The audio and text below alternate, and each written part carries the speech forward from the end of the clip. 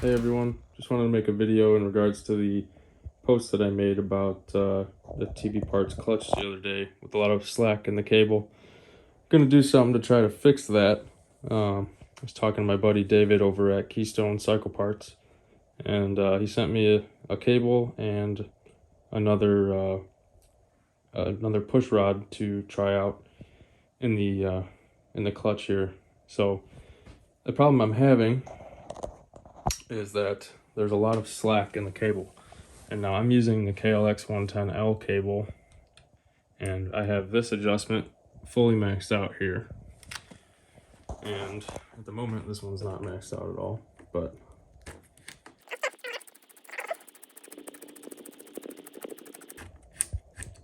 so this thing is completely maxed out now. And I still can pull the lever all the way in, and I'm just barely getting into the clutch here. That should not be the case. I should be able to adjust all that out and have no issues with slack. And I've had this issue with the cable that this clutch kit comes with as well on a friend's bike.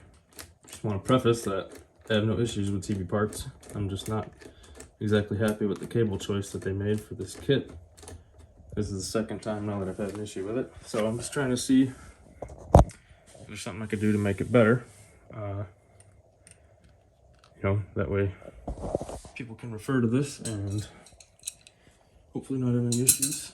But yeah, so I'm gonna pop that cover off, and then I'm gonna show what I'm gonna try to do with the new push rod that I got from David. So here we go.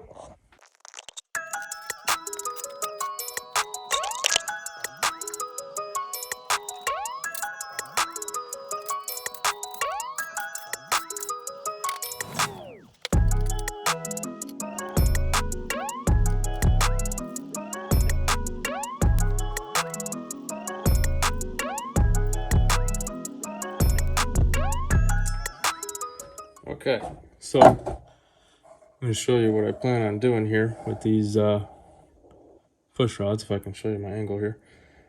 So in the clutch basket, there's this bearing here in the center that gets mated up to the push rod for the clutch. When you pull on the clutch, you push on this bearing, it disengages the clutch, you shift your gears, you do what you gotta do. So what I'm trying to do is eliminate all of the gap in here to hopefully eat up some of the slack in my cable. So what I'm gonna do is run one push rod in the bearing and one push rod in the clutch right here. They will meet up face to face, hopefully eat up a bunch of slack and solve my problem. But the one issue that I do see is that the push rod has some length to it. It sticks through the bearing there, and it will bottom out on the shaft in the motor that the clutch hub sits on. So I will have to take this to work with me and take some length off of that, grind it down a little bit, and we'll get back to that and hopefully resolve my issues here.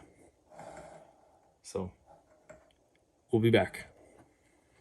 All right, what's going on, guys? Got a part 2 coming for my video here, showing what I'm going to do with these push rods.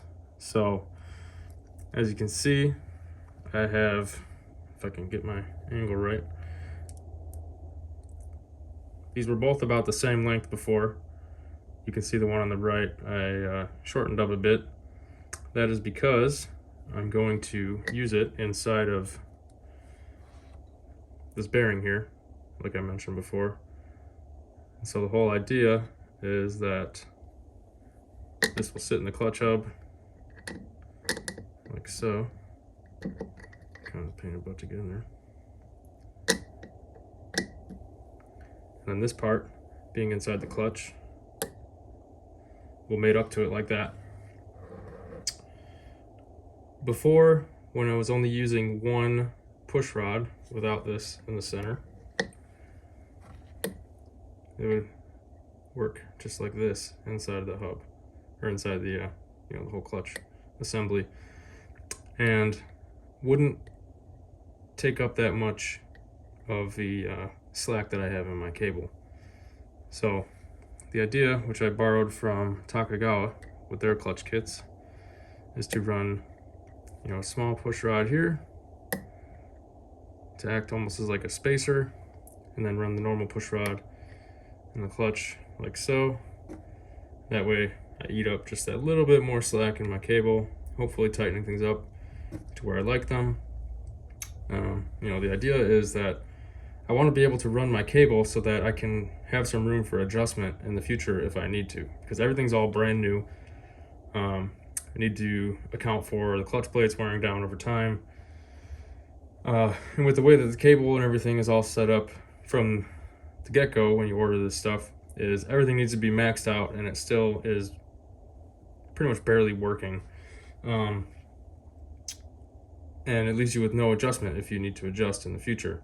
So I want to be able to set everything up so that I have room to adjust and can use this for a while before getting frustrated or maybe having to replace my clutch plates prematurely because I ran out of adjustment or whatever the case may be. But also just the feeling of the clutch lever itself. I want to be able to try to improve that quite a bit over the way that it comes originally. So with that being said, I still have my clutch cover and everything off of my bike. I'll flip you around to that view and get everything slapped together real quick and see how this works.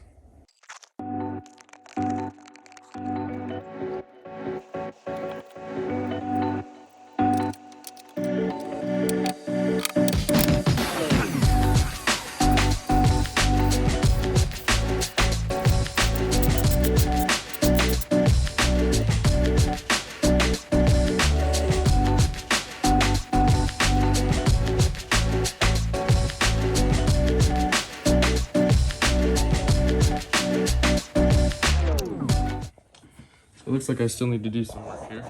This is all going to be kind of trial and error because I'm trying to improve this the best that I can. So if you can see in here, I have both the push rods in there, one on the clutch side, one on the clutch hub. Trying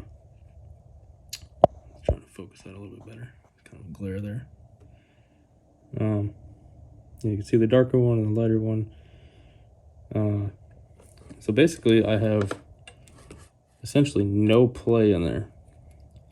So now what I'm going to have to do is take a little bit of length off of the one that's inside of the clutch cover on this side to kind of open up a little bit more gap again. And then I'll be able to adjust the free play or the slack, whatever you want to call it, to my liking. And then hopefully I will have a nicely working clutch. So once again, we'll be right back. Gonna have to bring this thing back to work again, or maybe I'll fire up my grinder down here. It's kind of loud, kind of late right now, but it might not take too much. So maybe I'll just do that real quick and then I can get going on this again. So be right back. All right guys, back for the third and final time, I'm pretty sure. So I got this thing dialed in. I'm pretty happy with the way it feels. Haven't ridden it yet because it's midnight on a Thursday, so that's not going to be happening. But as you can see, hopefully, if I can get in there.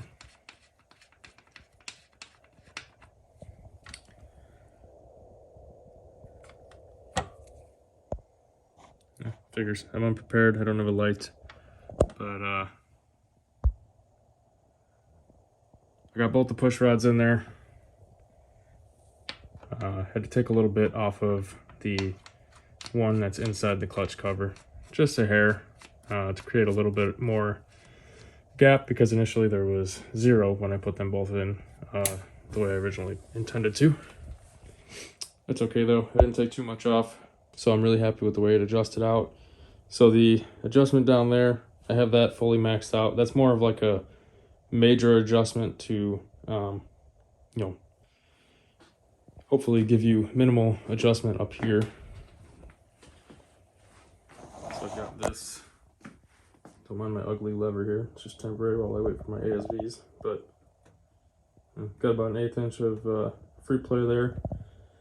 Had a bunch of room left on my adjuster here, whereas before I had that thing backed all the way out, and it still would not really grab at all.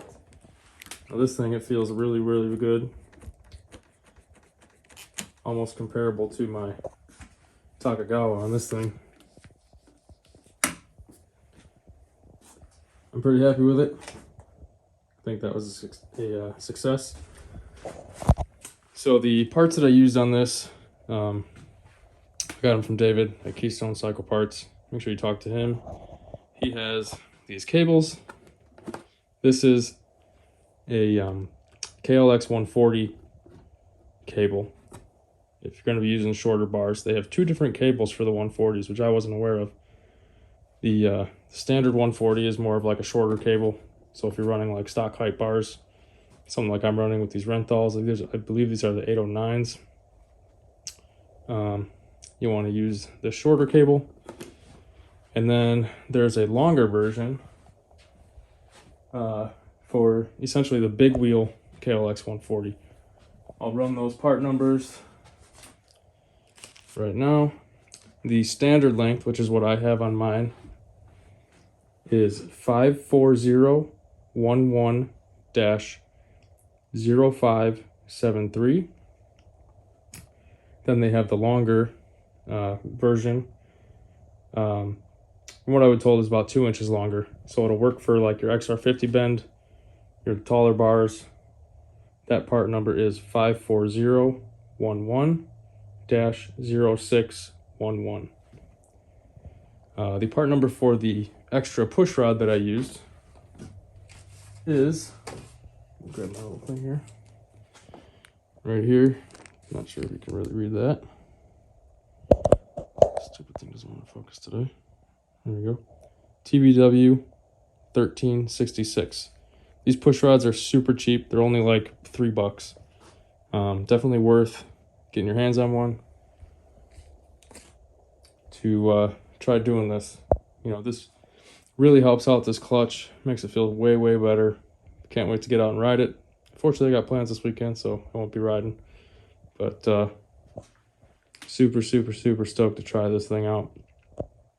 Another comment about these cables is the cable that comes with this Tbparts clutch kit, especially if you have shorter bars, is like insanely long. Like, looks pretty goofy long.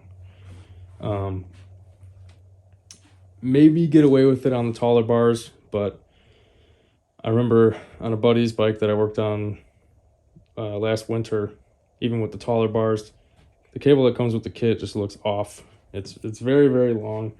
It looks goofy, and you know, I was having issues with the slack adjustment on that thing as well. So I think the winning ticket to this clutch kit is the KLX140 cable, whether you get the longer version for tall bars, shorter version for the shorter bars, and use the extra push rod, just like the Takagawa kit uses. Not exactly the same, but modified just a little bit to work pretty well. I think I'm going to be very happy with it. Can't wait to get out and ride. So, thanks for checking this out. Hope it helps some people out. Don't mind my messy garage. I'm in a small place. I gotta move a bunch of stuff around just to work on my stuff. But that is it. So thank you for watching. I'll see you on the flip side.